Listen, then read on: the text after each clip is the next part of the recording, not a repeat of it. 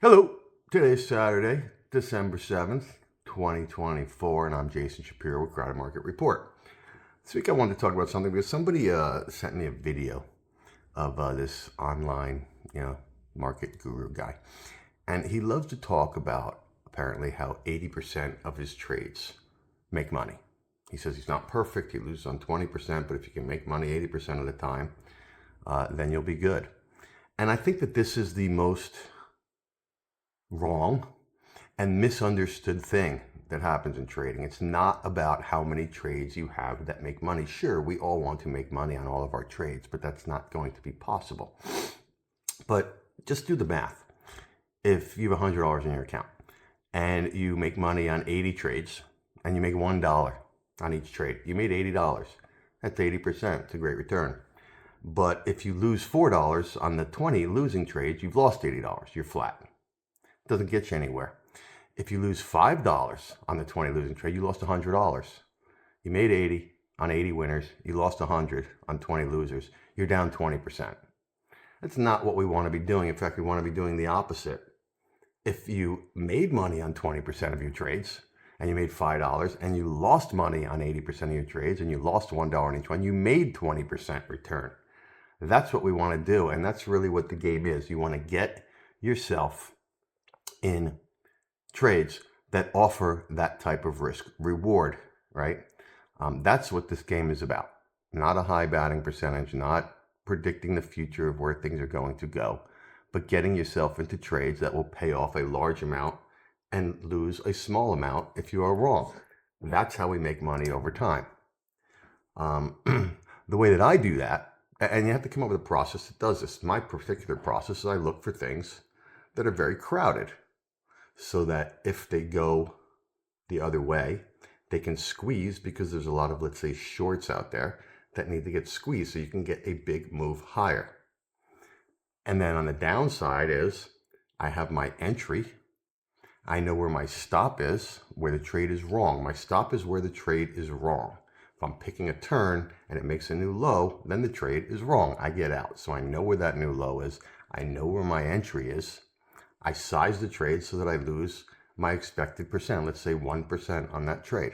Okay, I lose 1%, I lose 1%, I lose 1%. Then I make 8%, lose 1%, lose 1%. And for my trades, I'm nowhere near 80% winners. I'm just under 40% winners over time. But again, if I could make 5 on the ones that I win on and lose 1 on the one that I lose on, then if I get 40% right, that math is going to add up very well over time. And that is really, I'm telling you, from what I have found, what trading is. Getting into these good risk-reward situations, not a high batting percentage. It feels great. Hey, I make money on 80% of my trades. Okay, but in this one trade, I lost 100%. So what's the difference? I'm still broke, right? And that really comes down to what everybody always talks about that are good traders, your risk management. You have to stop out of your losing trades, and you have to ride your winning trades. One example I like to give is the GameStop situation, right? GameStop, as we know, back when it happened, the stock went up hundreds of percent. It had nothing to do with any kind of changes in the fundamentals of the company at the time. It was strictly that people were way, way too short this thing, and they got squeezed, and the thing went up a ton, okay? Well, one trade like that will make your whole year, even if it takes you 50 trades to get it, right? Lose $1 on 49 trades, make 200% on one trade. Do the math. That works. And clearly that situation doesn't happen all the time, but we don't have to make hundreds of percent on one trade either. You make 4 or 5 times what you risked on your winning trades, and a 35 to 40% win rate is going to get you very, very far. So that's really what you need to think about when you're getting into trades here. Not, I think the market's going to do this, I think the market's going to do that. Predicting the future over time is going to be very hard, if not impossible, over time. So you want to be thinking about, if I'm wrong on this trade, how much am I going to lose? And if I'm right, how much am I going to win? And that should be a lot more than what you're going to lose. And over time, that math will add up for you. You're going to have to deal with taking losing trades all the time, but that's what we all have to do. Take them small. Everybody always says the first loss is the best loss. Take the losses small, get the gains big. Again, that's what making money over time as a trader is all about. And that's what you need to focus your process on, and that's what you should be focusing